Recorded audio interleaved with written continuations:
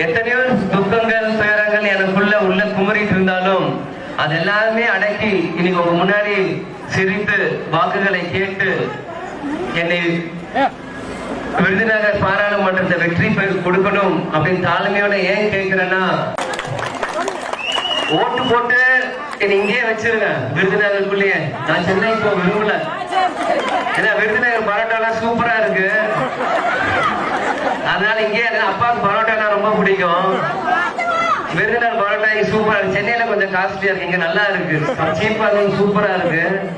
அதனால இங்கே நீங்க வச்சுட்டீங்கன்னு வச்சுக்கோங்க, உங்களோடய நான் இருந்துருவேன். அண்ணன் சொல்றாரு வீடு வீடா சாப்பிட வந்துடும். கேப்டன் வந்து சொல்றாரு, ஏன்னா இத்தனை பேர் இருக்கேன், வீடுல ஒரு வேளை சோறு போட்டா கொடுக்க மாட்டீங்களான்ட்டு. அதேதான் நானும் கேட்கிறேன், ஒருவேளை வந்து எனக்கு சோறு போட மாட்டீங்களா என்ன நீங்க?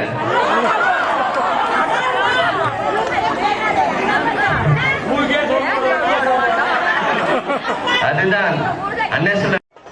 இன்னைக்கு ஆளும் கட்சி வந்து ஒரு திமிர்ல இருக்காங்க, இந்த மாதிரி காசு கொடுத்து ஜெயிச்சிடலாம் அப்படின்னு. நீங்க பாருங்க, என்னைக்காச்சும் இந்த கட்சி காலையில பிரச்சாரம் வருமானு பாருங்க, யாரும் வரமாட்டாங்க.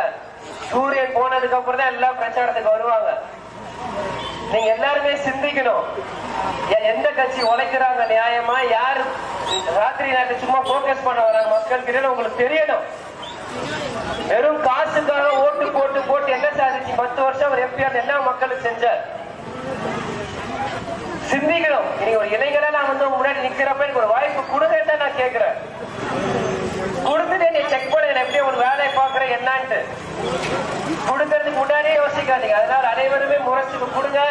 மறைந்திருக்கும் திமுக நண்பர், காங்கிரஸ் நண்பர், பாஜக நண்பர் எல்லாருமே சொல்லுங்க, சிந்தாம செதறாம அனைவருமே முரசுக்கு இந்த வாட்டி வாக்குகளை கொடுத்து. கேப்டன் இன்னும் கேப்டன் நம்மளை வந்து மறைந்திரு 100 நாள் கூட ஆகல. இருந்தாலும் இந்த மாதிரி ஒரு தேர்தல், இவ்வளவு பெரிய ஒரு சவால் நாங்க சந்திச்சுட்டு இருக்கோம்.